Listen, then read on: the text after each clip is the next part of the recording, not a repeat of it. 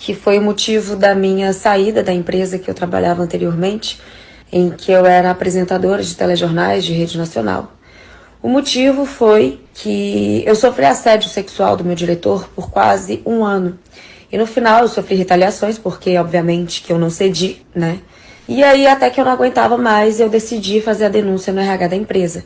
Não tinha feito boletim de ocorrência, nada, porque eu levei esse fato ao RH e falei, o que vocês vão fazer? E olha só, pessoal, após o debate e a cadeirada de José Luiz da Atena em Pablo Marçal, a casa caiu. Afirmar que foi coagida. E afinal, quem é essa jornalista? Quem é Bruna Drills, repórter que acusou da Atena de assédio sexual? A denúncia de assédio sexual por José Luiz da Atena envolve a repórter Bruna Drills. Em janeiro de 2029, quando trabalhava na Band, ela protocolou uma representação no MP de São Paulo contra da Atena, reforçando, dizendo ter sido vítima de assédio sexual. Outro relato é de que o atual candidato a prefeito de São Paulo teria confessado ter se masturbado pensando nela e chegou inclusive a afirmar que achava um desperdício a profissional namorar outra mulher. O assédio teria acontecido, reforçando aqui então as informações, em um bar após as gravações de um quadro, né, desse extinto programa de Datena, agora com Datena, em junho de 2018. Na ocasião, Bruna disse que só procurou a justiça meses depois por ter passado por crises de depressão e pânico após o assédio. Ela ainda moveu uma ação trabalhista contra a Band, dizendo que a emissora foi conivente com o apresentador.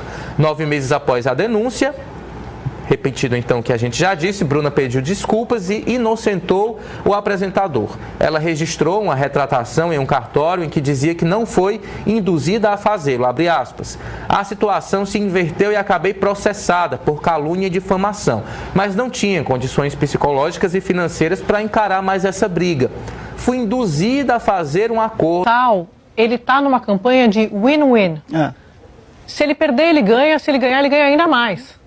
Porque se ele perder, ele já conquistou, do ponto de vista do debate, o espaço. Virou um personagem. Ele está incomodando a base bolsonarista, incomodando a família Bolsonaro com essa disputa da base bolsonarista, essa discussão de quem vai comandar a direita e extrema-direita do país. Então, ele já é um personagem, já ganha por já ter virado um personagem do ponto de vista nacional no debate político. E se ele ganha, não precisa nem explicar o que acontece do ponto de vista de um orçamento, de um poder, de uma importância que tem a Prefeitura de São Paulo. 30 mil novos seguidores nas redes sociais, depois do episódio de ontem, sim, segundo o levantamento da consultoria digital Bytes. Já Pablo Marçal ganhou 400 mil novos seguidores, ou seja, 10 vezes mais do que José Luiz da Atena nas suas redes. Vou trazer mais uma informação. O advogado do Pablo Marçal, então, registrou um boletim de ocorrência por lesão corporal e injúria contra José Luiz da Atena. O Marçal afirmou hoje na rede social que ele teria sofrido uma tentativa de homicídio por parte do candidato José Luiz da Atena. Ele se dirigiu ao hospital aqui sírio-libanês, onde ele passou a noite, depois já recebeu alta na manhã de hoje. A princípio está tudo bem. E aí, Piotto, existem algumas discussões, né, sobre possíveis penas aí para o da Atena, tanto no nível criminal, e aí cabe ao Marçal né, apresentar uma representação criminal aí do caso, já tem um BO, e também a questão eleitoral. Mas voltando só para a questão eleitoral, Piotto, se da Atena poderia ser cassado ou afastado depois dessa confusão aí de ontem. Bom, primeiramente do aspecto, é uma agressão. Agressão é agressão. E sim, o laudo médico, que tem fé pública, porque é feita por um profissional de saúde, e obviamente para você desmentir aquele laudo médico, você precisa de um outro laudo médico, e obviamente se forem dissonantes, quem decide é o juiz. Mas é uma agressão, não há a menor sombra de dúvida, e nenhuma agressão pode ser justificada. O debate político às vezes passa do ponto, é acalorado, mas o que eu fiz menção anteriormente, o cidadão está vendo o que cada um está dizendo e por que está dizendo, com que interesse está dizendo. No final das contas, é o cidadão quem elege, ou quem não elege também, porque o cidadão faz voto de repúdio também. A gente está vendo isso acontecer.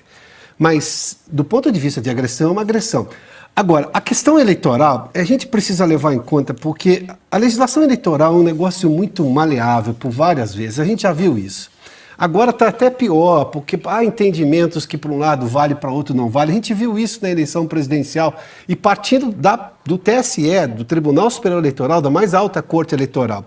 Especificamente neste caso, eu acho quase impossível neste momento, mas enfim, eu estou dizendo que é muito maleável, em que simplesmente caçar a candidatura, porque é uma agressão, responde no criminal, esse processo avança e lá na frente cada um vai ver o que o juiz vai decidir, cada um dos lados se manifesta. É claro que um laudo médico pesa nessa hora, além das imagens que, convenhamos, são imagens. E elas não deixam dúvida para o que aconteceu. Agora, você tinha me feito menção, Paulo, sobre um segundo ponto, que era a questão se caça ou se não caça, do ponto de vista eleitoral. Sim. Eu acho, hoje, pelo entendimento da lei, claro, se há um assassinato é uma outra coisa. Neste caso, é um desentendimento que foi para um limite do absolutamente não razoável, né? Deixa eu só... Deixa eu citar um fato histórico, aí é difícil você enquadrar em qualquer artigo da legislação eleitoral, é um caso desse. Pelo seguinte, o político, ele está em campanha permanentemente. Então, você pega o caso do Leonel Brizola. Ele era sempre candidato, sempre um político em busca de votos. Não importa se estava num debate ou não. Não sei em que aeroporto ele encontrou o jornalista Davi Nasser e deu uma bofetada que ficou famosa. Um tapa na cara ali, mas clássico. Não aconteceu nada com ele, nem se discutiu se ele estava ou não enquadrado em qualquer artigo da lei. Claro, o Davi Nasser poderia e deve ter feito isso. Poderia alegar que ele foi agredido, mas para por aí. Você não pode desqualificar uma candidatura por causa disso.